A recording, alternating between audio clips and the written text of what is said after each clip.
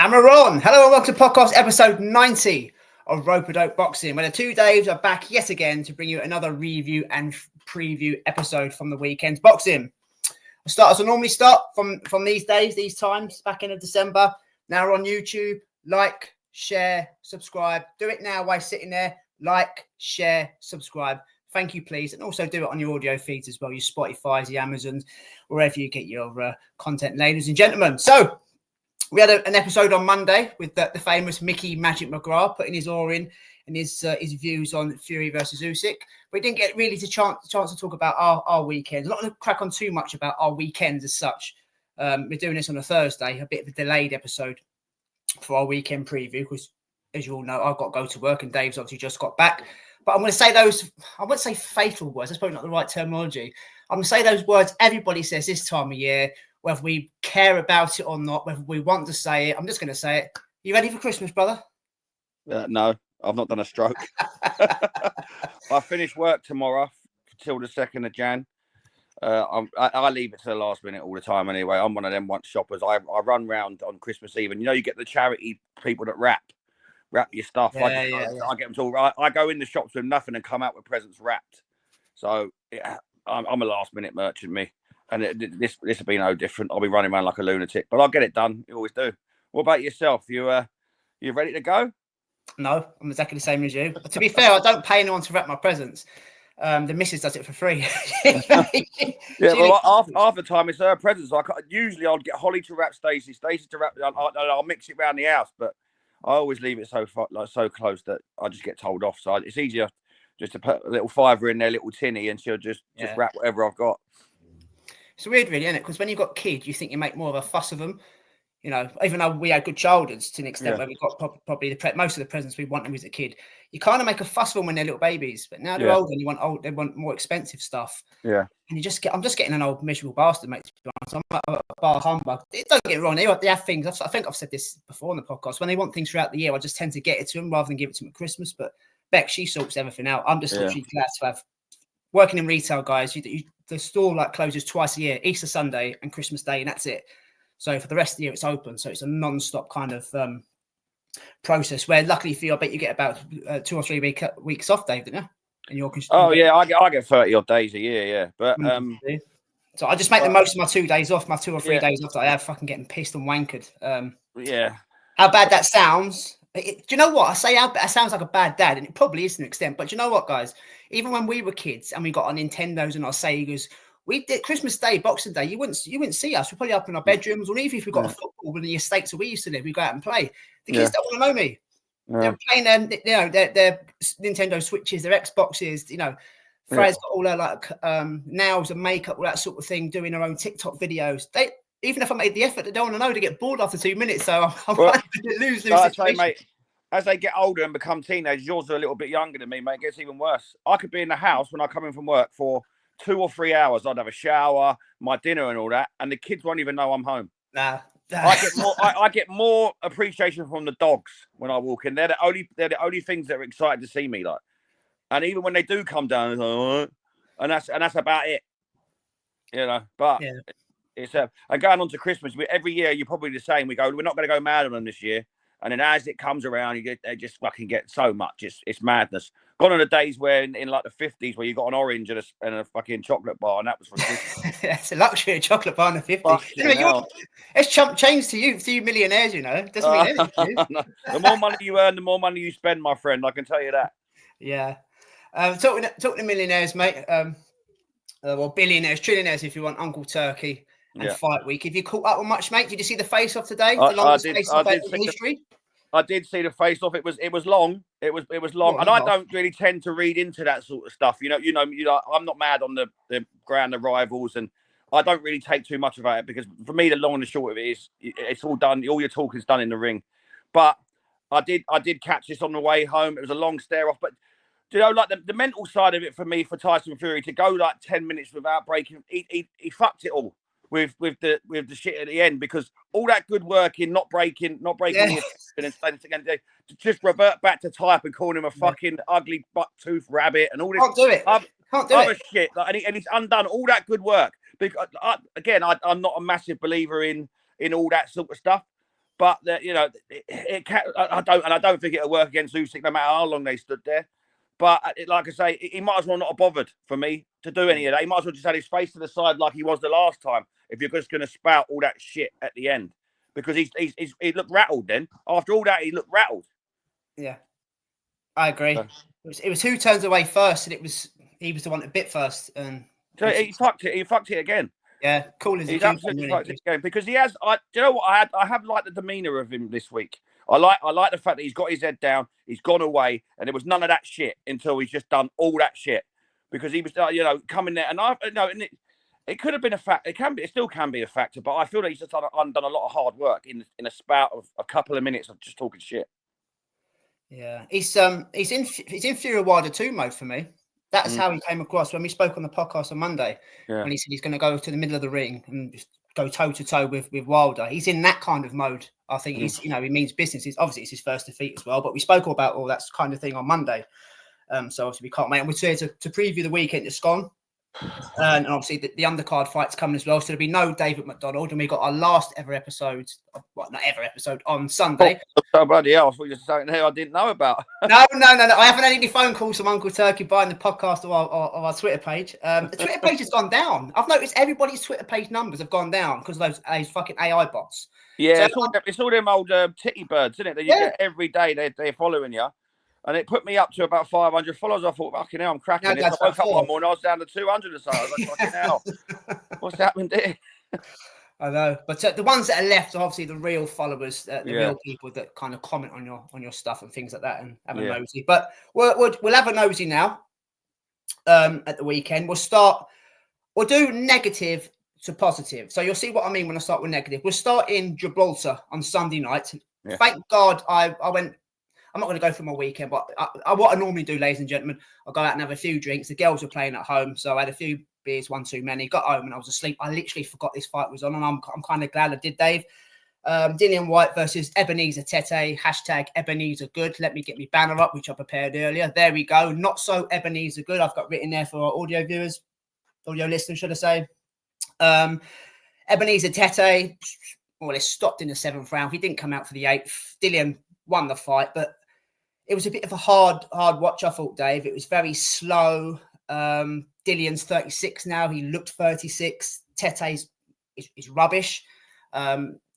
He landed some silly shots that Dillian Whyte probably 5-6 years ago he would never have landed on him.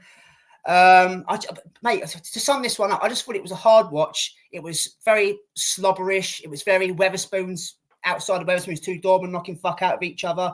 To just sum it up, and I don't mean that in a bad way because I do like Dillian Whyte. The whole fight to me was rubbish. I mean, I saw people on social media saying, "Oh, this is a great, backwards and forwards sort of thing." It was, but there was no sort of educated boxing. There was no sort of educated pressure. Don't get me wrong, Dillian Whyte to me done enough with the jab, and he did land on Tetteh a few times. But even though I've said in the past, mate, Dillian Whyte is world level, which I believe he was. He beat the likes of Parker and Povetkin on the rematch, so he's up there, and he earned his shot as mandatory and things like that. But now at 36, being out the ring for so long and fighting dudes like this, who Daniel Dubois smoked in a round about 5 or 6 years ago, a younger Tetteh, I just thought, nah, I'm glad I missed it. Basically, Dave, I'm glad I missed it. What did you think, brother? Mate, I don't like to blow my own trumpet, but I think I did say on the review of this that I could see it stinking the place out. And for me, listen, Dillian Whyte, you said it there. He was for me fringe world level. At one point in time, he's not anymore. He really isn't, and that showed for me. He doesn't. He can throw the old decent shot against a decent level of opponent, but for me, he's nowhere near world level now. And I don't see a way back for him in that. There was not enough. That killer instinct's not there anymore. Listen, he has been out for a while, and do you give him this one and see? But I just didn't. I don't see how he can compete with the top guys based on that performance. Not for me. No, I just don't. It's quite happy to stand there. There was no. You had it right. There was no educated boxing, but there was no quality. There was no real technique. It was just almost just staying in the center of the ring and just boom, boom, boom. Yeah. It was just like, and I'm with you. It was a hard watch. I just couldn't get on with it, and I had a feeling it would be that. Did you watch it live? Did you watch it live? No, I didn't watch it live. I watched it back after. I'm glad I didn't watch it live. But I have watched it back, and I found it. It just wasn't for me. And I went in there thinking that, but Dillian Whyte. I mean, Dillian Whyte. I don't even know where he goes from here. For me, you look at that performance there. He can't be going in with a Zhang. For me, he can't be going in with definitely a Parker, a Caballero. And I don't think you can put him with any of them guys. For me, based on that performance, it looks like he's had his day. He will get fights based on his name at this stage, but for me, I don't think that he wins them. Right. So it was slow, cumbersome. Wasn't any real quality, and the thing is as well, he was up against an opponent who was 10 times worse, and he didn't come out of it looking good. I mean, if he's going to go in there, he's like you said with Daniel, he's meant to go in there to dispatch this kind of opponent. Raw, I'm back, and all that sort of. But it was just a for me, and I think he's. I don't want to say finished. But I think he's finished at world level, or any fringe sort of world level. Those names you've mentioned there, you're right. I don't think he beats any of them, but I don't think any of them will want to go near him. As in, that's a step backwards for him now. Even though you just said that the name carries traction, Dillian Whyte will still sell. Still a good name to have on your CV and things like that. As long as they're getting weighed in, it's still a little bit of a backward step. But I think like we mentioned, even like. Before the fight, if he goes on to do this and that, there's a few names out there. And we mentioned Joe Joyce, but look, do you know what? Looking at that fight it was Sunday, wasn't it? Looking at that fight, I'm in the fucking Huey Fury, fucking a Cody sort of situation there. If they announce Dillian Whyte versus Joe Joyce, I'll be thinking, oh my god, but that type of thing. It's not great, mate. It's not great. It's past its sell-by date a little bit, hasn't it? Unless he has a 2-point, we see a 2.0 version of Dillian in 2025. You can only go on what we've seen. And don't get me wrong, he won the fight. Of course he did. Tetteh was more tired, I thought, Dave, than hurt. Rather, he was absolutely gassed. Well, he was shadow boxing after as well. After he come back out, what the fucking hell was going on there? It do come out in a polo t-shirt as well, man. I know. He just finished off the door. Let's move away. It was rank. Yeah. California on Saturday night, so we go backwards to Saturday night. That was probably the negative of the weekend, if you like. Alexis Rocha versus Raul Curiel. 16-12 Rocha, 114 twice, made it a majority draw on the night. I've got to be honest, Dave, you back Rocha. I thought he'd done enough to win the fight. I really did. I watched this live at work. I had my DAZN stream on. I couldn't get the Sky Sports one and things like that. So I had to watch one of the upsets a bit later on. But I thought Rocha, from rounds 1 to 6, if my memory serves me right, because I watched it live, but I haven't watched it since. From rounds 1 to 6, he was boxing. He was controlling the range. He was fighting at mid-range. He was navigating the pace of the fight. He was landing some good jabs, some counter punches, some few combinations. It looked good. It looked tidy. It looked neat. It looked right. He's locked in here. He's not going to go to war with this big motherfucking puncher in Curiel. We've seen the highlights. We've seen the knockout reels. He's fucking dangerous. He was doing a really, really good job. And suddenly, after rounds comes out to round 7, it's like something's clicked in his head. I can't be arsed with this. This isn't me. I felt his power. It doesn't hurt me. I don't care what I've seen in the past. Let's trade. Now, don't get me wrong. From round 7 to round 12, Dave, it was really exciting. But he kind of threw it away, I thought. He let Curiel back in the fight. Curiel had his moments, won his rounds. Don't get me wrong. He didn't hurt Rocha one stage at all. Curiel wasn't hurt either. I just kind of thought he threw it away. And I had Rocha winning by about 2 or 3 rounds. But I can see the argument for a draw. And I just think it was unnecessary because he was doing so well just boxing. And he was the IQ and the generalship looked a lot better than what Curiel had to offer. Curiel was a come forward fighter trying to throw. Rocha was making him miss. So I just found it a little bit weird why he would change his. Even the corner was saying, get back to your boxing, get back to your boxing. He was like, yeah. Went out and said, right, I'm in the middle now, motherfucker. Let's go. It was a good fight, but I just thought it's a little bit wasteful, Dave. I really did. Yeah, do you know what? I found him frustrating. Like you said there, I thought he started the fight really well. I don't know whether in this division that he's in now, that he earns the respect of his opponents with his power. I know his quality is there for all to see, but it's almost like fighters he goes in against now think they can just walk him down. They don't seem to be scared of or take a backward step when he throws a shot. They seem to just be quite happy to plod forward and go at him. And for me, I feel like and I put this down. I wrote this down as well. Is that it's almost like, I know you said he sort of takes it, but I think does he have the engine, to keep up that work rate? Because and then what happens is in the second half of the fight is that he's got no choice but to stand in the pocket and trade, because it was for me. I wrote down it was a tale of two fights. Now, yeah, I can see the sort of the draw. I edged it to Rocha by about a round. I think the 116, 112 is a bit steep, but I had Rocha winning the fight, but about a round. But again, it was a tale of two halves. I thought he was coasting it in the first half of the fight, showing some real good work, good movement and whatnot. And then all of a sudden, his feet are stuck in the mud in the second half of the fight. But and he has no choice but to fight fire with fire. So I don't know whether he's doing the rounds well. He doesn't look like he's gassed, but at the same time, is he putting on a poker face?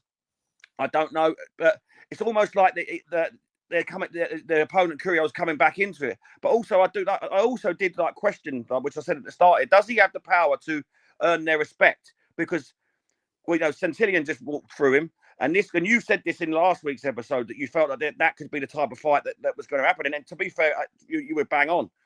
But it's almost, for me, I don't feel like he earns their respect. That they just feel that they can walk through. Yes, quality-wise, for me, he's above both of them. I'd say in actual boxing IQ. But if you haven't got enough pop in your shots, people just keep walking forward. If you start to gas, and they start to get success, and that's how I felt like this fight went. Yeah. So. Yeah, it was one of them, but I'm with you. I had him edging it, but I've got no. I don't want to say I've got no issue with a draw, but I can see how it would call it close because, again, I've mentioned it 3 times. It was closer than he needed to do it because he come out the traps early and dominated the early rounds. But I don't think it was like 6-6. I think that's if you're gonna give Rocha the first 6, he didn't lose the next 6 rounds. Not for me anyway. No. But there's probably a couple of swing rounds in there. But I edged it for Rocha. Yeah. They're on about rolling it back as well. I haven't got a problem with rolling it back. You just said as he got the gas tank to box at that pace and doing what he was doing rather than standing there trading. The thing is, when he was trading, he was burning more energy as well. So he's punching himself out. I don't know, mate. I just thought he was, like you just said there, he was coasting, and all of a sudden he just went and done the opposite of what his corner was telling him. It's like he wanted a fist fight, he wanted a war to just kind of test himself. I don't know, but I'm happy to see that again. I'm not as high on Curiel really from what I saw. As I say, he to me, mate, is no disrespect to him. He is just a dangerous puncher. He doesn't really offer anything in terms of skill set. Yeah. That's what's a little bit disappointing in Rocha's change of game plan. But never mind, if they do roll it back, deal me in because it was a good fight in the end. Yeah, I mean, I'm with you. Sorry to butt in, mate. I'm with you. I've got no issue with watching it, seeing it again. It was a good fight, but there's no sort of call for me to think, oh God, it has to be I know it's a draw and they want a conclusive winner, and that's absolutely fine. There's no scandal in any of it. It was just a good close fight, and that's fair enough. They've run it back again, then so be it. Yeah. I did mention last week Charles Conwell was on this undercard. He looked good stopping his unbeaten opponent in 7 rounds, taking his record to 21-0. There's another guy that sort of fits into those slick American black fighters that are kind of dominating over there. He's 21-0. I think it might be time for Oscar to let him off the shackles like he's doing with Floyd Schofield, which we will mention in a minute. I've got something to say on that boy. But we'll go over to Monaco now. As you can see there, I've written in one of my banners, MJ makes statement whilst Inoue ducks. Now, all boxing fans know exactly what I'm talking about. Before we talk about ducking, we'll speak a little bit about the fight, Dave. Obviously, in Monaco, it's one of Eddie and Matchroom shows that do once a year. Dickie Bow's come out. Nice little casino, holds about 1,500 people. Lovely little venue. I like the Monaco card. There was a couple of decent fights in there as well. Some good matchmaking, which I did enjoy. We both spoke about MJ last week. Everything's leading down the road to Inoue. Is it going to happen? Why isn't it happening? And things like that. We said he had to make a statement. He had to look good, and boxes ticked. He went and done it. His opponent, Franco, tried, but the level of MJ compared to him was again chalk and cheese. He won every round, even though it only went for 3 rounds, mate. Put him down twice and stopped him. He done exactly what he said on the tin. And I did say on here, he had to get on the mic, rock the mic, whether it be his manager, maybe his his promoter with Eddie Hearn, and that's exactly what happened. And they've done everything we said that they should do last week. Yeah. But I get what Eddie's doing. I get it. He's trying to bait Inoue. He's trying to bait teams. Yeah. But to call Inoue a ducker, I mean, this is a guy that's gone through multiple weight classes, taken on all comers, all champions, knocking them out, all mandatory challengers. It's not a duck. It is not a duck. And then for him to say that see, this is what annoys me a little bit with it, because he said that Team Inoue were ordered to fight MJ sometime earlier on in the year. Okay, I don't remember. There's obviously been things come out. Nothing was in clarity. We either see it on Michael Benson or Everything Boxing. That they are just news sources. I don't take them as gospel. So that comes out. Then he says that Team Inoue bought an extension, or they bought something off the WBA where they could duck MJ so they could fight somebody else. Okay, show me the proof. Show us the proof. I'm like, okay, that's a bit worrying. But then the manager goes on the mic and says the WBA have done everything correct. Now, if they have bought an exemption, is that correct? Is that what you do? So you're ordered to fight MJ, but you can buy an exception from the WBA. So something's wrong. Something's wrong there. Yeah. You either have to fight the mandatory or you buy an extension. Which is it? Don't understand. My point is, mate, before I let you come in, there is no ducking involved here. We want to talk about ducks. And I'm going on to Floyd Schofield there now because I'm going a little bit of a rant. So if that's a duck, we'll go to Boots Ennis. Boots Ennis had the opportunity to fight Virgil Ortiz Jr. on the best fight card, February 27th, over in Riyadh. He didn't want to do it. He said in his last fight, we saw him when he fought against Karen, that he couldn't make 147 anymore. It was too much for him. He had to move up to 154. Lovely. 154 Boots, Virgil Ortiz, fucking shootout. Skillful fighter against a puncher. Deal me in. Deal me the fuck in. We've got Uncle Turkey then throwing cash about willy-nilly, life-changing money. Boots all of a sudden says, I don't want that fight. I'm going to stay here. He's going to stay at a weight which he can't make and try and unify, apparently, in probably the worst division in boxing. We found out this week, we found out a couple of weeks, Floyd Schofield, as a prospect, is going in with Shakur Stevenson. Now, Floyd Schofield brings something to the table, but hype. Yes, he's beat B-level, C-level fighters. He's getting his chance against Shakur to show the world what he can do on the biggest stage. And he's getting weighed in as a B-level, as the B-side against Shakur Stevenson, who will be getting absolutely silly money. He's come out today, Dave, and he's come out and said, I don't need to work for 2 years after this payday. Yeah. 2 years, I don't need to work. And he's a prospect, which brings nothing to the table, and he's the B-side. Now, Boots, going in against Virgil Ortiz Jr. as a champion, as a name, with a profile, would have been on a lot more money than Floyd Schofield as the A side. Yeah. 50, 60, 40 with Virgil Ortiz Jr. You want to talk about ducks? If it walks like a duck, it swims like a duck, it quacks like a duck, it's a fucking duck. Add that. Well, I love a David Graham rant. Makes my fucking I'm day. Team Inoue, so I kind of take offense to it, but you get my point. Yeah, but listen. There's ducking, and there's trying to entice. Yeah, I get it. And you know, to try and pull him out and go, you know, and rile him and say, okay, I'll take that fucking fight. What else can you say about a pound for pound great as Inoue other than he's not fighting my man, he's ducking? You know, what else? There's nothing else you can say other than that. But what I will say is this, and you've said a lot about MJ in the past. That was a fucking great performance the other night, Saturday night. That was a masterclass for me. But brilliant. Exactly what we said he should do in Monaco, and then let Eddie Hearn do what he does, fucking the salesman that he is. And he done exactly what he was going to do. He was always going to call Inoue out. I mean, we didn't know he was going to say he was ducking, but you know, you knew he was going to go close to the bone. And then MJ stand there with a beret on. That it's being built up to be great, and it's a fucking, for me, it will be Inoue's toughest fight by fucking far. Do you know what, Dave? This is a close fight, man. Based on I mean, obviously we've seen him before, but the movement and the shot selection and stuff, Inoue ain't seen that from any of his opponents that he's been in with. So not for me anyway. But you know, from what you see from MJ in that, he's a fucking class operator, and that is a close fight. That is for me. That is a really close fight. Do you know what, Dave? I agree with what you're saying. I don't think we're going to see it, and I'll explain why. Obviously, he's got the mandatory against Sam Goodman, which has been pushed back now to January because of an injury. And when we spoke about, when you've done the David McDonald's news 2 weeks ago, and you spoke about David Allen Picasso, don't want to see that. Not interested in that fight at all. Rabish hasn't done anything to warrant fighting against Inoue. Yes, he fought on the weekend. Picasso, he was 50-1 on. I think he knocked his opponent out in 2 rounds. Yeah. However, I've been reading some media outlets and hearing some sound bites here and there. Obviously, we saw Inoue with Uncle Turkey a couple of months ago being sort of pushed into being an ambassador for Riyadh season, a bit like Hamza Shiraz. And what I was reading, mate, the links were to Canelo Crawford next year in May, Cinco de Mayo, and obviously Mexican card, David Alan Picasso, Mexican, Anaya Inoue, David Picasso as a co-main chief support on that card out of Riyadh season in May. I don't know. That sounds a bit more. It's not a better fight, but commercially and for the sanctioning bodies, that 3% out of that purse compared to, don't get me wrong, boxing fans know MJ. Boxing fans want the MJ fight. Me and you want the MJ fight. Even in Japan, it's a huge fight.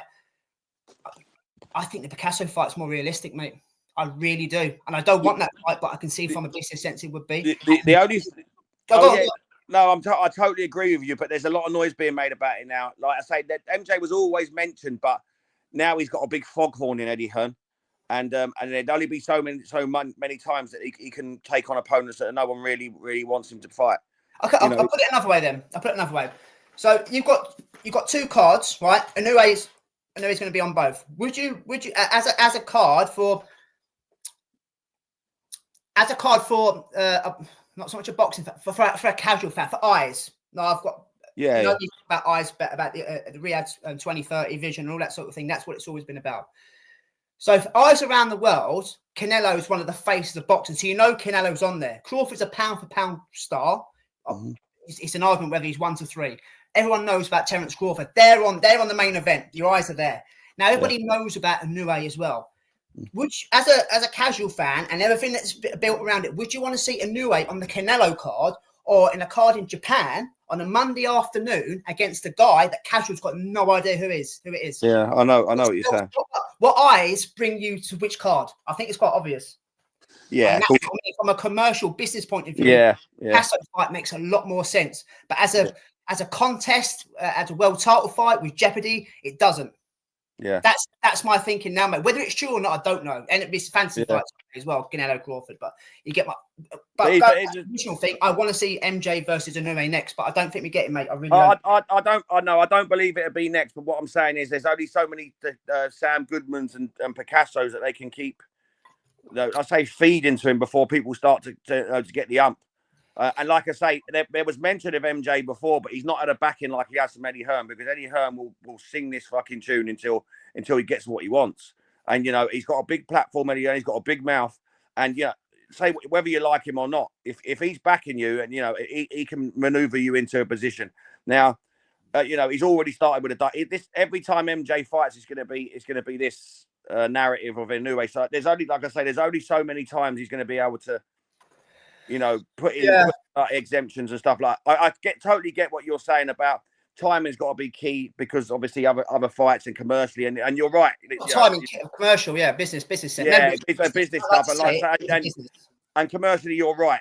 With Canelo, you've got pound for pound greats, and you've got Canelo who's a superstar, and you are correct. But I mean, as a fight and as a matchmaking sort of situation, there's only a couple of more fights that he'll get away with before he has to. And I'm not saying he doesn't want to. As a fighter, I'm sure he does, and it has to make sense and everything for everyone. But this is the fight that has to happen. This is where, like I say, MJ is an amazing fighter, and he put on a fucking great show. Like his shot selection, his movement, and like I say, Franco, who's in with as well. I look at when he first during the fight when it first started, you thought he's a good opponent here. I mean, he just got dismantled. He just got absolutely dismantled and stopped. So yeah, I like I say, I want to see MJ and Inoue, but it won't be next. I don't think it will. Hopefully, if you're lucky, it'll be the back end of 2025. If you're lucky. Yeah. We've heard sound bites as well, haven't we, this week about the Nakatani fight not being. Yeah. And that's even bigger. That's the AJ. I heard someone in the week saying it's the AJ Fury of Japan, and it is. Yeah. Oh yeah. Again, commercially around the world, it's not, because not everybody knows Nakatani. But for boxing fans, that's one of the biggest fights in world boxing. There is, when it comes to eliteness, when it comes to skill set, when it comes to power, when it comes to ring IQ, generalship, you put everything in there. Nakatani versus Inoue is one of the best, if not the best fight in boxing right now. Oh yeah. I totally agree. Yeah. It's a fantasy fight as well, but who knows? Who knows, motherfucker? Right, Chev Clark was on here as well, Dave, on this card. Do you know what? He got beaten up in the first round. He got heavily knocked down, and I've been critical of him in the past because I think he's a one-trick pony, or one-dimensional, should I say. He walks his opponent forward. He's big, strong, powerful, muscly, likes to not fuck out the body and stop you. And I think I've always said when he comes up against somebody that can work him out, which won't be too hard, he'll be in trouble. There'll be jeopardy, and he'll lose fights. And on Saturday night he did, but you know what? I was impressed with him because he didn't just go forward and try and knock the fuck out the body. This guy come to fight. This guy had a bit of an ounce about him. He was unbeaten, this French dude, and he got back into it. He kind of, he found his range. He started using his jab. He started boxing. He came back into it mid rounds. The French guy as well came back into it. I thought the result was fair. I thought it was 2 or 3 rounds in it. I did think he lost fair and square. Yeah. But even though he got the defeat, Dave, I thought he put on a really good performance. I prefer watching Chev Clark like that. Box, try different things, and try and look for the knockout rather than just put his head down, go forward, and knock out the body. Because that to me, you're going to come up against an opponent can work it out. And his last two have the Nigerian Pitbull. That's very subjective. People said he was miles in front. I thought it was super, super close. But he's still learning on the job. He's being put in jeopardy. He's learning that he just can't bulldoze everyone. And that was a great bit of matchmaking. And fair fucks to the French dude, because he's another guy. Obviously, we'll speak about a Frenchman in a bit that no one had really ever heard of, and he put on a great show himself. The right man won for me, but I was impressed with what Chevron Clark brought to the table on Saturday, mate. Yeah, I think he had to show a little bit more steel, little bit metal. For me, he got caught cold. It's always a disaster when you get dropped in the first round. He got up, and I think it took him a few rounds to get back into it. Sorry, mate. Sorry, mate. I was just saying he got smashed to pieces in the first round. Yeah, well, the thing is, I think his opponent sort of played him at his own game. He was quite happy to stand there and trade. The issue I had with Chev Clark is Chev Clark was throwing single shots where his opponent was throwing 2s and 3s, wide hooks. That's and right. And he was getting caught. And it was almost like he was the bigger, stronger man. He was quite happy to walk down Chev Clark, and Chev Clark sort of got played at his own game. I'm with you. I believe that he showed something else in this fight, and he needed to. But for me, he frustrates me a little bit. And I'm with you when you said like he's you said that he's one-dimensional, and he is, but he doesn't. And obviously he's an Olympian, but he doesn't have a lot of head movement and stuff. He's quite happy just to pour forward. And yes, he had to dig deep, and probably the start of the fight is what was the key. Yeah, it was a 10-8 round in there. I thought it was much better than what I've seen in previous, Dave. I've got to say, mate. I've got to say, I understand what you're saying, but I just thought there was a bit more about him on Saturday rather than the head down and the no head move. I thought there was a bit more about him, but I still didn't think he had a lot of head movement. He got caught with a lot of wide hooks. He got caught with a lot of silly shots. I did like his work to the body, I have to admit. But for me, his opponent. Sorry, what was his opponent's name again? Sorry, mate. Oh, I did write it down. That's right. Leonardo Mascaro. Oh yeah, Mascaro. I felt like he was putting his shots together better. He was definitely doing like what your 1, 2, 3s and whatnot, and yes, he was standing there, and it was a good fight. But I felt like he looked like his work was a lot more quality, whereas Chev Clark was throwing the single shots. And some of them were beautiful shots to the body, and they were. For me, he just sometimes he didn't do enough. But again, he's come through adversity there. I'm with you. The right person won. Yeah. And like I say, if they run it back again, I could say he would win. I think he needs to be a little bit more switched on. I think he was caught cold in the first round. It happens, but that was the key to the fight there. If that doesn't happen in that fight, for me, he would probably have edged the fight, and I'll go as far as to say that. But there's still improvements, and he is still like a prospect in the pro game. He was chin checked, he recovered, and he got back into the fight. That's a major bonus, that is. Oh yeah, it is. And like I say, he is learning. And then listen, he will learn from that, and he will, because like I say, he is. Although he was an Olympian and stuff like that. I don't know his age, but he's new to the pro game, and he is still learning on the job. And listen, you do get caught cold sometimes, and he needs to be switched on. There is things that we've mentioned it before with him. There is things we would like him to do. Listen, with an amateur pedigree, He should have a lot more lateral movement and head movement than he does. I think he likes to scrap, but there has to be different elements to his fight there, because this guy did as well. And for me, he seemed to be he was the only one that got knocked down self-class. So he seemed to have more power. He threw more punches. So we've spoken about this before. Change it up. Don't steam forward. Get behind the jab. Because if you're looking at quality and based on amateur pedigree and stuff, he should be able to do that. So it's just changing it up when things just ain't going right. Ain't going well. Because it's like, for me, he did get hit with a lot of silly wide hooks, silly shots, eye-catching shots. Yeah. But listen, he'll be back. And I'm sure whether he jumps back in with this guy again, I'm not sure. But if he switched on, from the start, he wins that fight for me. Yeah, just quick. You're right, mate. Just quickly on this before we move over to Liverpool. Someone who does need to change the game is Gary Cully. He was outclassed by washed up. I wouldn't say washed up. It was a bit unfair by Maxi Hughes, who was not world level anymore, but looks like he's going to be a very, very good gatekeeper if he continues to fight him. Yeah. Odd fighter Maxi Hughes was robbed against Cambosis Jr. Goes in with Cepeda, gets absolutely smashed to bits in 4 rounds. Says that's enough. Gets off the sofa to fight some Greek bloke we've never heard of. He's gassing out of his arse in six rounds. Lands a shot from the gods, which it was. He was getting beat. And then he goes in against Gary Cully, which looks to me, mate, no disrespect, looks to be a hype job and has kind of found his ceiling possibly, unless he makes drastic changes. I don't think he can literally win an English title. And he takes him to school for fucking 10 rounds. 190 on every cards. Terrible, yeah. Shut out. But fair fucks to Maxi Hughes. Fair fucks. Gary Cully. Still, no, I don't know, mate. I don't know where he goes. I really, I think it's fair to you, mate. Dave. I really do. To be fair to you, mate, you said this last week. You nailed it. You said you was on the fence with him, and you didn't know where he was going to go, and you didn't say hype job, but you said that you wasn't sure on where he was going to go. You wasn't sold on him, and it proved to be the case. Maxi Hughes won every single round. It was a complete shutout, and I'm with you. And then no disrespect to Maxi Hughes, but Maxi Hughes has had a good career. You know what I mean? He has. He's been unlucky in a few situations, but at this time of his career, Gary Cully should make light work of him, and it was the complete opposite, mate. So I don't know what we do with Gary Cully at the moment. Maybe it might be just a case he's not good enough. Yeah, he's young enough to go away. Maybe find a new trainer. Maybe find new surroundings. Change it up. He just couldn't work anything. He couldn't work Maxi Hughes out. Maxi Hughes was doing the fundamentals, the basics very, very well, making him miss and countering. Yeah. Slipping and sliding. It was, I wouldn't say embarrassing is the wrong word. I don't like to use it because he does and I don't, but it was too easy.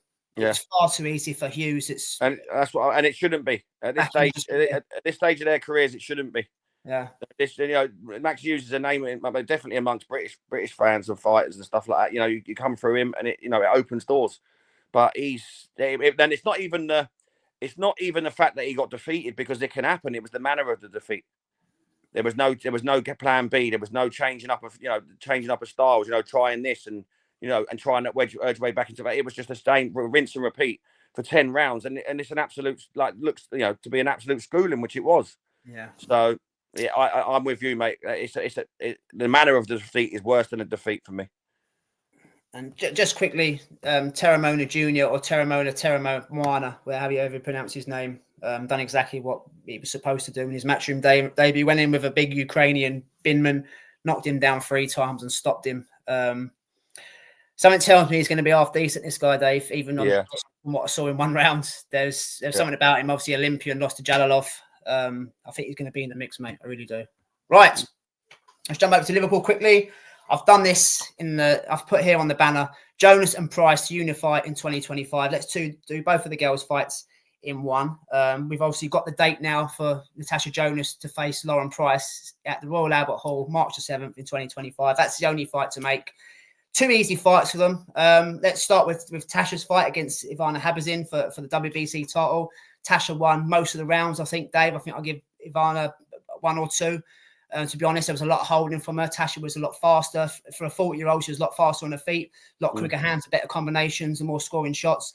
And Lauren Price, I love her to death. I didn't think she had the power to do.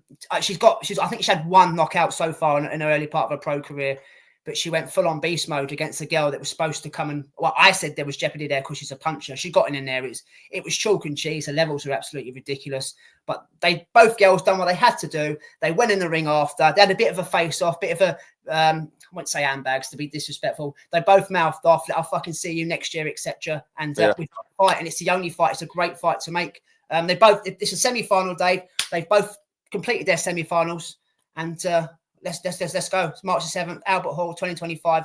Natasha Jonas versus Lauren Price. And I do think before you come in, mate, this is Natasha Jonas's last hurrah, and we could see another changing of the guard. We already saw it with Jessica McCaskill. We'll see in 2025 possibly the changing of the guard between Jonas and Price, and Price for me will dominate these kind of divisions for years to come.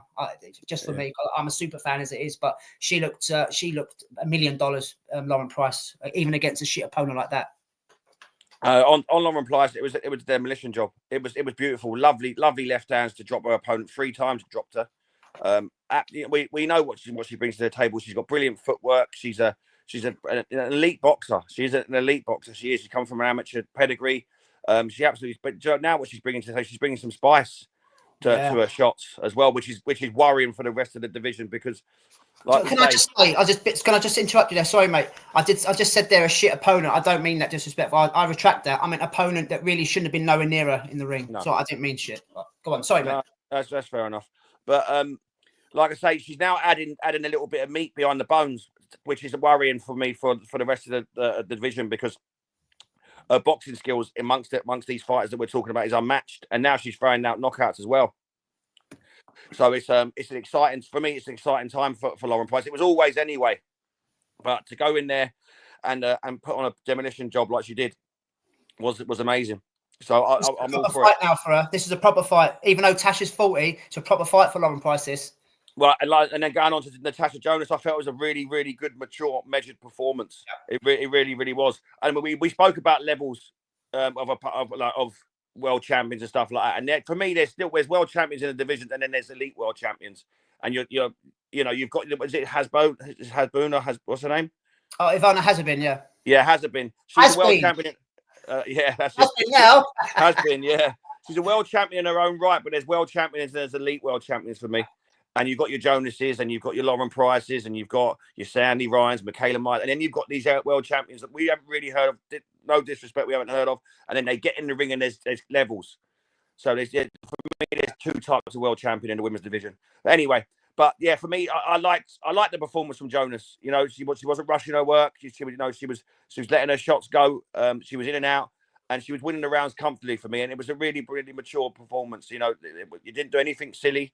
And for me, she more or less won every round for me. You know, there was no jeopardy there, and she coasted to a win and another world title. And it just brings this fight with Jonas versus Price just brought nicely to the boil now. Timing's everything, and it's going to be on an all-female card at the Royal Albert Hall, and it's a good fight that I'm looking forward to. I don't really want to predict my winner now, but it won't change between now and when the fight week anyway.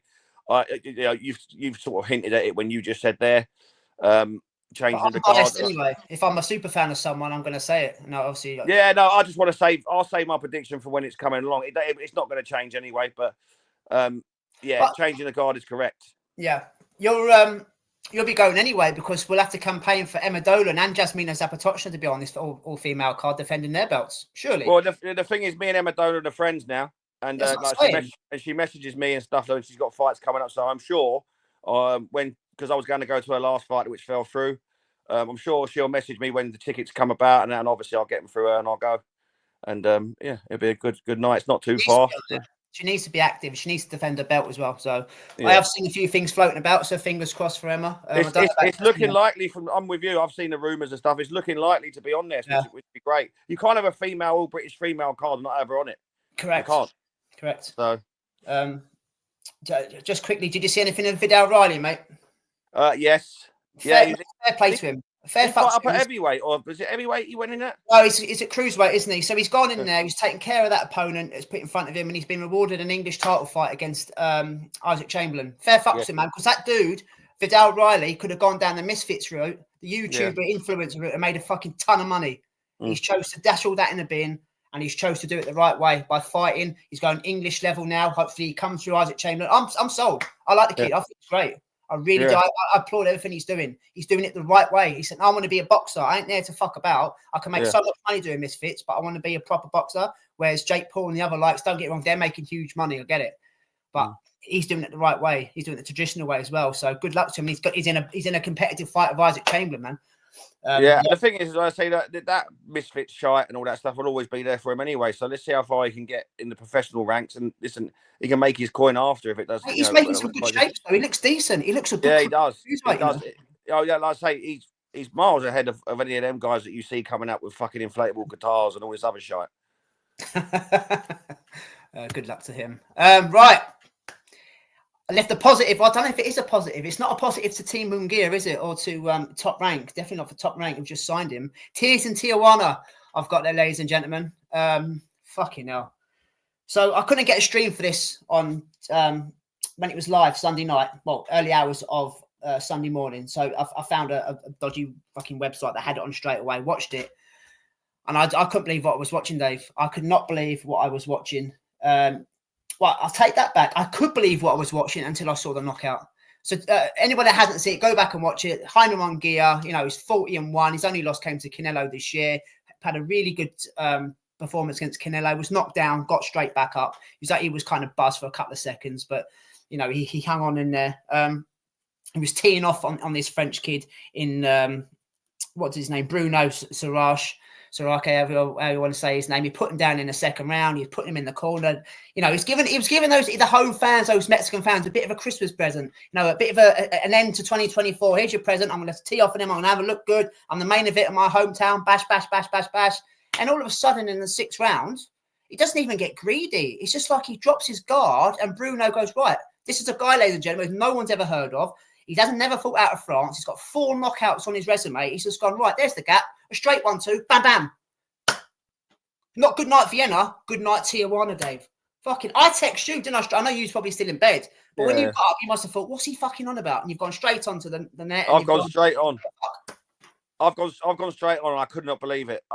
Honestly, we were talking about just tick over jobs and just keep busy fights leading up to this. And then, to be fair, up to that fucking punch from the gods, which is, and I'm not taking it away. It wasn't a lucky punch. He teed it up beautifully. But up to that point, it was a fucking exhibition. He'd won every fucking round. But this is the problem. Switching off. He completely switched off. His hands were down by his fucking hips, and he was in range. He was turned to the side, and he just got clobbered with a 1-2, completely sweet on the chin. Now, it doesn't matter how many knockouts you have on your record. If you have that opening, you knock someone out. End of story in any weight. It was so fucking stupid and so, I don't want to say it was poor. It was poor from a guy. He's in the hurt business. He's in a boxing ring. For him to be able to think that he could to be stupid enough, to be complacent enough, to have his hands that low and think he can take a shot is more fool him. And that's exactly what it was. He might as well have had his hands in his pockets. They were that low. And he just took a 1-2, and no one can take that. No matter any boxer, no matter how hard you punch, your Sonny Edwards, who people say can't take a skim off a rice pudding, and all these sort of other ones. If your chin is that exposed like that, or you go to any boxer in the world and go, hit me with a 1-2, and you think you're going to stand, then you're a fool. And he for me, he's completely switched off. He's got complacent, and he's paid the ultimate price. Now he's going to have to go back in there and take this kid to school. You watch what he'll blast him out now, because he was toying with him for 6 rounds. He was just toying with him, putting on a show for his fans, toying with him. I'll put it out there now, right? And if this fight gets remade, and I'll do my prediction, not like Price and Jonas. You won't be getting the Billy fight. You won't get the Billy fight next now. Well, if he gets back in with this guy, I will tell you now, he will take him out in 1 round, and I'll put that as my prediction. It's recorded, it's here, it's on. When we do that, and I'll stick with it, because he literally toyed with him for 6 rounds, left himself wide open, and got blasted out. I'm going to clip that and put it on Insta, on our I'm going to put it on our Twitter page. Clip that, and I agree with you. I agree with you. I was thinking about this straight after, and we were talking about keep busy fights. Like these keep busy fights, and they're fine for the odd one. You see, when they start going into 2s and 3s and all this other stuff, you get complacent. And I'm sorry, I think you do. because you have to be able to get up for a fight. You have to have jeopardy. There has to be like risk there for you to be 100% switched on. You're going into fights thinking that knowing that you're going to win, you cannot be switched on for me. And this was a prime example with a Munguia on Saturday night, stroke Sunday morning. Completely, I've got in there with a man with 4 knockouts. He can't do anything to me. He can't hurt me. I can walk around with my fucking hands down. And he's been blasted out. That is the biggest lesson, his boxing lesson of his life that he's just had there. And it's from someone that apparently can't punch. 33-1 on he was to win that. Oh, fucking hell. I know. What I will say though, I won't say in his defence because it was the right stoppage. I said to you on Monday when Mickey was on there, I thought that was a fast count that, Dave. I really thought that was a fast count. It was literally 1, 2, 3, 4, 5. I thought, fucking hell, slow down. Yeah. Slow down. I know it's not a world title fight or anything like that. Fucking hell, slow. Even him like being the home fighter, having home advantage on a top ranked show in his own backyard. Yeah. I just it's a very fast count, but the stoppage was right. But to be fair though, when he actually got to his feet and the referee grabbed him, he was gone. Yeah, he was. I just thought it was I don't know how long was left in the round, but if that Surace is coming at him, he's probably going to bang him out again. His legs were completely gone. Yeah. Oh yeah, it was definitely the right stoppage. It was just a very. We spoke about Deontay Wilder and Fury having sort of long counts. This was a very, very fast count. It was kind of opposite, but yeah. I agree. They're going to have to rematch him now. He's not getting the Mbili fight, so and Surace will obviously be the A side going into that, and he'll earn himself a lot of money because he never expected in a million years to go over to Mexico and perform like that. Don't get you perform rubbish. You perform rubbish, like you said. It was a straight 1-2 gift from the gods, if you like, and it kind of changed his life in a bit. People are talking about him when pre-Saturday night, Dave. No one had ever heard of the bugger. So no, and you know what I will say? This is the beauty of our sport, though. Is that because it throws up these things. It can happen. You can wake up in the morning, which I did, and see something amazing like if it fucking hell. And I was like, oh my God. And that's the beauty of it. Yes, 9 times out of 10 the favourite wins, and they do. But you do get a little, all of a sudden, bang, a punch out of nowhere, and it changes everything. And that's what I love about it, Yeah, it's interesting you just said there about the favourite winning. Will the favourite win in our prediction league? This is the last one, man. Last one of the year this week, our predictions coming up now. But I'll let you into a little secret, guys. Not a secret. I'll tell you how the scores are going into that because someone had a good week yet again. It's not my best week, but I had a better week than Dave. Let's go over the score. So when going into this weekend, or last weekend, should I say, I was on 365 points. Dave was on 381. I've got the point gap down to 16. Remember, it's about 30 or 31 at one stage. So there's 36 points up for grabs.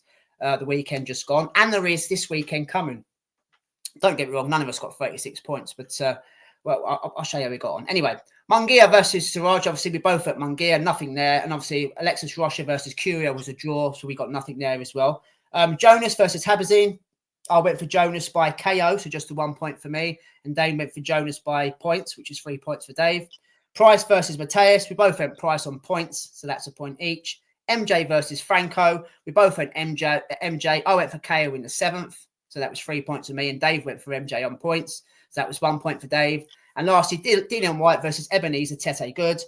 We both went for Dillian Whyte. I went for KO. Yes, it was an RTD. So I still get the 3 points. And Dave went for Whyte on points. Just gives him the 1 point there. So the scores on the doors on myself 8, Dave 6. Going into this weekend, the last weekend of the year, 2024. I'm on 373 points.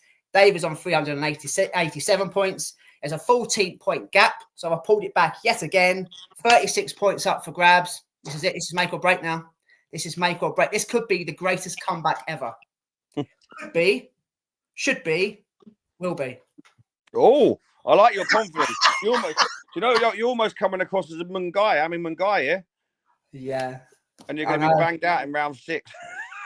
No, this could be my worst weekend ever, mate. Who knows? But let's crack into it. As I say, it's our last predictions of the year. We're going to do a show on Sunday, straight after the night before Usyk and straight after, Usyk and Fury 2, and that'll be our last one. And then we'll crack back on with our review in January. And I think the first fight we're going to preview, Dave, is Jai Opataya in his IBF and Ring Magazine defense against David. I think it is. Obviously, his opponent's pulled out, so I'll be cracking into that. So let's crack on with our previews. We've got 5 to get through. We've done our Usyk and Tyson Fury preview on Monday, but I've also got something else to say about that. Obviously, from what I've seen in Fight Week. We'll start with Moses Atuma versus Dempsey McKean. This is co-main now. It's not Boyachuk against Ishmael Davis. Step up for Moses Atuma, Dave. Your prospect of the year. Dempsey McKean, we know, went 12 rounds with Filip Hrgovic last year. He only got stopped in the 12th round. He put in a really good account. However, it's a good step up name. Moses is only 19. Dempsey McKean has got a good record. I think he's 22-1, but he's an ex-Muay Thai fighter. Now, I've gone back and had a look at some of his fights, and I don't know whether you've seen it, Dave. He's fucking tailor-made for Moses. Most people are tailor-made for Moses Atuma. Like, because he's still got that kind of Muay Thai style, he's got no guard. He's got his chin up in the air.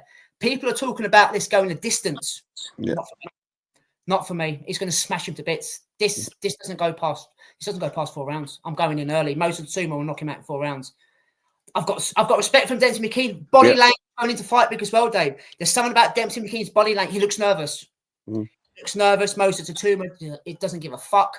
He's confident in his own ability. Just looking at Dempsey McKean's style, yes, I know he went nearly 12 with Filip Hrgovic, and Hrgovic kind of been found out a little bit.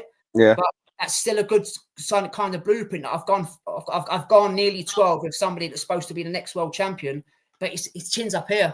Moses Atuma at 19 seems to have a decent IQ already. And I know you're going to wax lyrical as well, but I'm going in straight away. Atuma to knock him out in 4 rounds.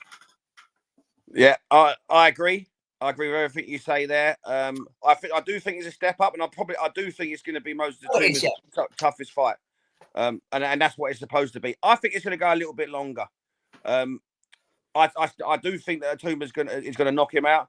But I'm going to go for a knockout in round 7. I think he's going to do a few rounds here. I'm expecting explosiveness from Atuma, but I do think there's going to be a little measured performance early on. I think, he's going to try and, work him out. Because, I mean, listen, it's all well and good banging people out early doors and stuff like that, but you learn more from, doing a few rounds. You do. As you approach your career. Doesn't mean that he's not going to take the opportunity if it's not there, because he will. But I expect it to go a little bit longer. I'm going to give McKean a little bit more of his flowers, and I think stoppage for Atuma in round 7. Yeah, you're right. You're right about learning. That, as I say as well, another quote is you don't get paid for overtime. And I've noticed as well, mate, they put a silly fucking WBO bullshit belt. Get rid of that. No one gives a fuck about that. Even though he's keen to be the quickest heavyweight champion ever to break Mike Tyson's record, and he's been sort of mandated to fight David Adelaide for the English title. Forget, you don't want to do that. Get past Dempsey McKean, you go Pulev. You go Pulev regular, and then you go and try and get the world title. Why not? Let's set that from the start. He wants to be and make as much money as he can, get to be a world champion as fast as he can, get rich and get out. Get rich and get out. Yeah, that's it. That's the dream for any boxer. But very few achieve it, but good luck to him. Talking of the dream, Ishmael Davis has got the call to face Serhij Buyachek. Good luck to him. He's got 2 paydays on the trot. He was late notice against Josh Kelly and Uncle Turkey. I was wondering why Josh Kelly didn't get this call. Now, apparently Josh Kelly didn't want it.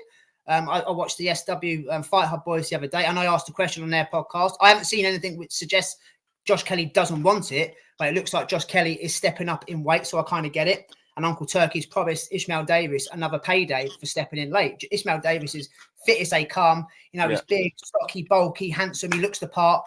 This is a massive step up for him. Good luck to him. He's getting weighed in. He's like 3rd on the card going into the main event. Yeah. The whole world will be watching him.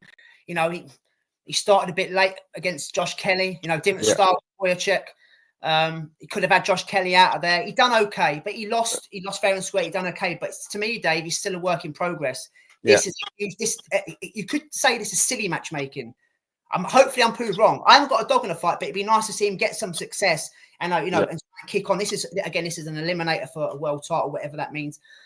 But to me, again, going straight in for predictions, Buyachek, he's got 24 knockouts and 25. We've just seen him knock down Virgil Ortiz Jr. twice in a very, very close fight, which he probably should have won. Yeah. It's not just a puncher. He's a fucking world level boxer. This is a tough ass. This is a much tougher ass than Josh Kelly. And I don't know if he's going to be able to live with the output. And I don't know if he's going to be able to live with the power of Buyachek. I really don't.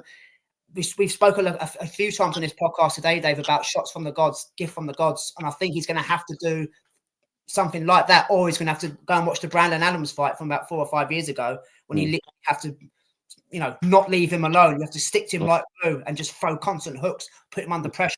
But Boyachuk has improved since then. So again, good luck to Ishmael Davis. You've changed your life. You have 2 major paydays on a Saudi pay card. You haven't ducked anybody. You're taking your chance. Your manager, Sonny Edwards, has got involved for you. Good luck, mate. But for me, you're going to get knocked out. I'm going Boyachuk to knock him out in 8 rounds. Yeah, I agree. This is a totally different level. It's a totally different style as well. You got Josh Kelly who likes to box on the back foot, try and be slick. Plenty of movement. And again, he did have success late on in the fight there, and he did. His 12th round was very, very good. But he's up against a different animal in Boyachuk for me. Boyachuk's not going to be taking any backward steps. He'll be quite happy to stand there in the pocket, throw plenty of shots, and go for the knockout. You don't really get that from Josh Kelly, so it's a totally different style for me. I'm with you. It's a step too far. A fair play to him for taking it. It's life-changing money. So fair play. Why wouldn't you? For me, it's a win-win for him anyway, because he's coming for at late notice. No one's really expecting him to. He's getting weighed in, and if you got that loss on your record, it's not devastating for you. It's a good class opponent, world-class opponent. I'm with you. I'm going to go for Boyachuk to win by knockout in round 5. Yeah. Johnny Fisher against Dave Allen. Because I've got to go to work in a bit, we'll go on about this for ages. I'm gonna cut this short. Obviously, we can talk a bit more about what happens on Sunday. Yeah. Johnny Fisher, massive ticket seller. Tickets are going for £10 over in Riyadh. He's apparently sold 500 already. He's taken a lot of the Bosch Army over there, so there will be a bit more of an atmosphere over there. I said from the start, I've never not been a Johnny Fisher fan. The dad kind of annoyed me. I thought he was playing a massive part in his career, but he's gone on to do his own bits and bats. Eating Chinese food and making money that way. But every time we see Johnny Fisher, he's kind of improving. There's something more there, and he hits hard. He's a heavyweight. He does exactly what he's supposed to. He hits fucking hard. Dave Allen, he's never won a title. He probably hasn't fulfilled his potential. Dave, he started off the same way as Johnny Fisher.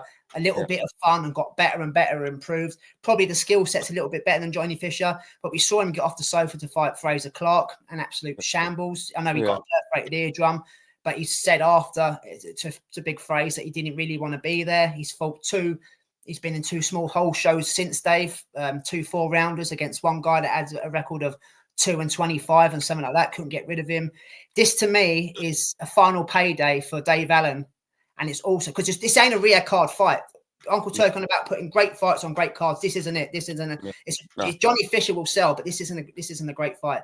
Dave Allen as well is a good name, good domestic name to have on Johnny Fisher's CV next to Allen as he moves up carefully up the ranks. Straight away, mate. Dave Allen for me is not doing it for the right reasons. He's doing it to get paid, go away for a couple of years, and then think he can still do it. This again, I think he'll come out the traps fast, Dave. Dave Allen, he'll try and start swinging. He'll try and put it on Johnny Fisher. If this goes past 5 rounds, I'm going, Johnny Fisher hasn't been this far. Could be interesting, but I don't think it will. I think Johnny Fisher, because he's improving, because he's learning on the job, he's sort of setting his shots up better. He's not rushing his work. He'll tee off on Dave Allen for a good 2 or 3 rounds, and I think he stops him in round 6. We're at round 6 to Johnny Fisher to knock out Dave Allen. Thoughts? Yeah, I'm with you. I'm not excited for this fight. For me, Dave Allen's he's always been in and around. I think he's had. Listen. He's tough, man. He is tough, but he is a tough fighter. But I also think that Eddie Hearn sort of gives him work because there's a bit of a relationship there, and there's no disrespect to his abilities or what he's done. There was a time where he was in and around the circuit. You know what I mean, the British circuit, and he is a bit of a name. But he doesn't have the desire for me. He is coming off sofas to take fights these days. Yeah. And Johnny Fisher's moving up in his career. He's starting out. So if Dave Allen was active, it's the right step at the right time. But for me, it's not a great fight. I can't really get up for it. But obviously I'll watch it. Listen, it's for someone starting out their career and someone that ended their career a little while ago. So it's not even a changing of the tide or fucking anything like that, or But I'm gonna jump in there. I think that Johnny Fisher's. I think Dave Allen is expecting Johnny Fisher to come straight at him, so I think he's going to tuck up, try and spoil and try and survive the early rounds. But I don't think it's going to be enough. I think Johnny Fisher's going to stop him in round 3. Bosh. Libosh. Right. Peter McGrail versus Reece Edwards. Fair play to Uncle Turkey for keeping Peter McGrail on here. He's been away in camp. It's not his fault Dennis McCann has failed a drug test. We haven't really got time to go into it. We've got a lot more time to go over it. Obviously, Reece Edwards is the replaced opponent. It's a decent fight, this is. Yeah. This is a decent fight because I remember, I think, when Reece Edwards fought Joseph Patrick Ward, I thought Joseph Patrick Ward would be far too good. Thomas Patrick Ward, sorry, not Joseph. It'd be far too good for Reece Edwards. Very technical fighter like Peter McGrail. His only loss was to Kolmatov a few years ago. Reece Edwards went in there and done a job on him. I'm like, okay, wow. And he's up against a similar sort of opponent in Peter McGrail. Obviously, is a stellar amateur. I don't know if he was in the Olympics, but he's won European and Commonwealth, all those sorts of medals. He's a very fast, great feet, great hands. It's kind of sound weird because he's been beat but he had a touch on the Munguias. The night he got beat by Jericho O'Quinn, he kind of got greedy, overstretched and got knocked out. And the thing is, O'Quinn didn't even sit down on the shot. He didn't load up. He just went posh. Yeah, it didn't look a lot. I remember it didn't look a lot. Right, and he knocked him out cold. Yeah. So he can be beat, he can be hurt. But going in that fight, Dave, and even all the other fights we've seen Pete McGrail win, he probably hasn't lost a second of any round. Yeah. And it's such a shame that McCann, what's happened to McCann, because this was the best fight on the card. Oh, it was. Fury as well. Yeah. But I like this fight. This is a good fight. Reece Edwards as well. They've both fought against Brad Foster. McGrail took him out in 2 rounds last time out. Edwards went the distance with Foster the last time out as well. So there's a bit of a blueprint there. But McGrail likes to target the body. Reece Edwards is tough. You know, he can box. He comes forward. You know, he does come forward on the front foot. Will he catch Pete McGrail? I think Pete McGrail. I think he's what's the word? Because I didn't think he'd have a chance against Patrick Ward. I really didn't. But Pete McGrail looks like a little bit special. A special UK fighter going forward. You know, he's got the body of Adonis. He's just so good on the eye. He's just so good on the eye. And I think this goes points. I think Peter McGrail won't get rid of Reece Edwards, but I think unanimous decision on Saturday night, Dave. I really do. You took the words right out of my mouth here. I think this is be quite a close fight. I think that I say close, but I think it's going to be. They're both going to have their moments, but I think this could end up being one of the better fights on the card here. You know, one of the most competitive fights. One of the you talk about the main event and that, but I think that of all the card of fights we've just spoken about there, this could be the one that's sort of got under the radar because obviously there's been a pullout from Dennis McCann, which we do have to speak about, by the way, because I'm not happy. Move on. But yeah, I'm with you. For time, I'm with you. We will speak about it, but I think this could end up being one of the best fights on the card. I think Reece Edwards is gonna do himself no harm coming in late, and I think he's gonna do himself proud. I just think that Peter McGrath has just got a slight edging quality. Amongst the two, and I think that Peter McGrath, I'm with you. I think it's going to be a points, but I think it's going to be a good fight. This, I don't even think Reece Edwards in the country yet. He's literally leaving it to the last minute. And obviously, Peter McGrath, I was listening to an interview with him yesterday, and he was saying he hasn't prepared for Reece Edwards. So it's like when in the amateur days, obviously Alfie's going to get used to this. His ego's on. So some of the times I was going when I was fighting for England, he said I didn't know my opponent, so I got to the arena and I got to the hall. Didn't know who it was, so I'm treating it like that. So it could be a barnstormer. It really could. There's gonna be a lot of skill involved here, but obviously we're both going for McGraw on points. And lastly, ladies and gentlemen, we've got Isaac Lowe versus Lee McGregor, and we all know Isaac Lowe.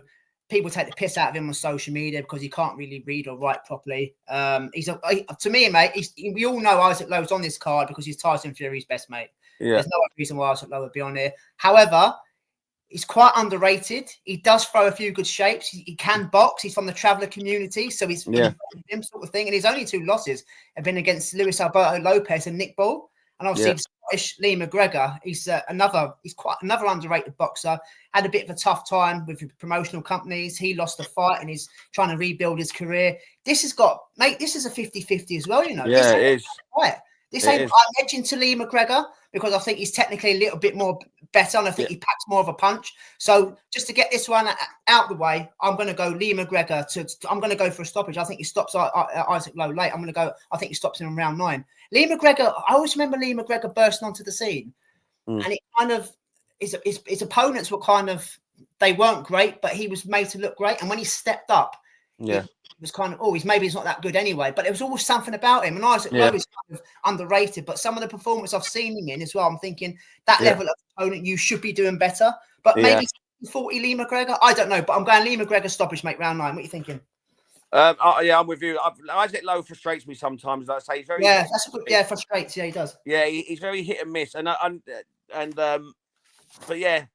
And Lee McGregor, you're right. He was meant to be this next big thing, and then he sort of fell off a little bit. And that makes for this fight to be really good because it makes it 50-50. And when you was talking there, I'm leaning towards Lee McGregor. But again, like the fight before, I think this is going to be super close. I think they're going to both have their moments.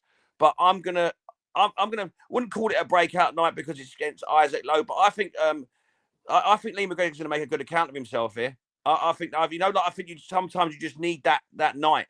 Where you sort of put on a show, and this is a sort of platform to do it. But I'm going to go on points. I think Lee McGregor's going to win on points. Points, yeah. I can see that as well, mate. I can see that as well. So performance of the weekend. I've missed that. I like to do the performance of the weekend. We'd obviously skip that, go back to it, and then we'll say goodbyes and fuck off. Who's got your performance of the weekend, brother? MJ. I suppose it had to be him, but then you go for old Bruno, didn't you, for what he done? It you could do. Wise was rubbish, but mate, that's a knockout contender of the year as well, by the way, as long as an upset of the year. So I think I just edged for him just on that. So fair enough. Yeah, fair fucks to everyone that won at the weekend. So, mate, anything to add before we say goodbyes and fuck off? No, mate. No, all good. We'll catch up on Sunday. I'll probably be hungover because I'm planning on having a few sherbets for the fight. So. But we'll catch up on Sunday, mate. Let you get on. Yeah, definitely. So my Christmas roster now is in at work. The only time I can do our review show is on Sunday, and that will be our last one for the year. We'll get the prediction league results in and see who is the king of the undisputed prediction league champion, etc. Dave won it last year. We started halfway down the year last year, didn't we? We did, yeah. And we're going to do the same again next year, but we're going to do it slightly different and different kind of format, which will be fun as well. So, guys, that's the end of episode 90. Like, share, and subscribe, as I said, via YouTube, and do the same on your audio feeds with Spotify, Apple Podcasts, Amazon, or wherever you get your content. And we will be back on Sunday afternoon, round about 3 o'clock. We're going to be recording about 3 o'clock. This will be out. The episode will be out for about 5 or 6 o'clock in the evening. Then I've got to fuck off to work. But we have a bit more time to go through the Usyk Fury card. And everything on the undercard. And just quickly, mate, I'm going to make a quick change in prediction for Usyk versus Fury. That's my spoiler at the end. No, I'm not going Fury. I see the look on your face. I'll never, ever go Fury. Fucking hell. No, I'm never going to go Fury. From what I'm seeing in Fight Week, I nearly forgot about this. What I'm seeing in Fight Week, as I said earlier, mate, we're looking at Wilder Fury 2, the attitude of Tyson Fury. Now, going by the first fight, Alexander Usyk is not Deontay Wilder. He doesn't walk in straight lines. And obviously Tyson Fury has to get in close. And something you said on Monday, which is totally 100% correct. When Tyson Fury needs to land on Alexander Usyk, he can't kind of land at distance because Alexander Usyk, he's wasting too much energy. He's not a sitting duck. He gets in close and he has to dip. He has to dip his body. Now, if he is going in aggressive, if he is going there to take Usyk's head off, he has to get close and he will have to dip. He can't get out of the way because he's too big. But as he's dipping, he's going to get caught in the way in. And Usyk has hurt him once before. Fury hasn't hurt Usyk. I'm going knockout. I'm changing my prediction and I'm going knockout. This is Tyson Fury does look locked in. He looks ready. And I keep saying it, mate. It's giving me the vibes of number 2. He doesn't need to do anything different. He needs to stop him because he's realised he can't outbox him. The level of IQ, even though Fury's got good IQ, he can adapt to make the changes. You said it on Monday. Fury's got the gas. Usyk's got the gas tank when he gets into the championship rounds. Gear number 2, here you go, motherfuckers. Gear 3, round 11. Gear 4, round 12. Gear 5.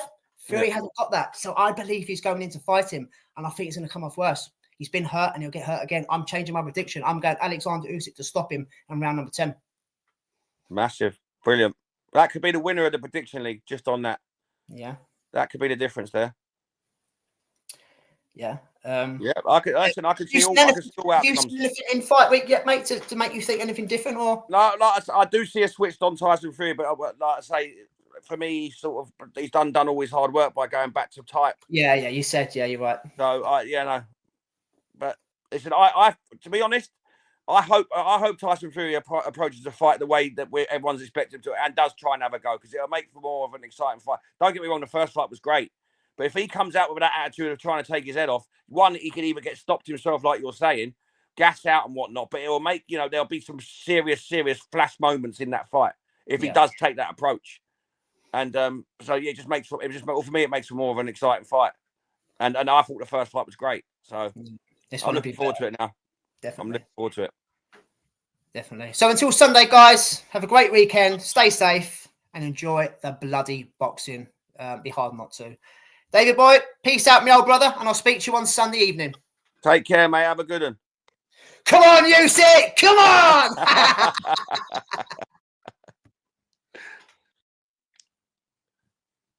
I did press end recording. Still recording.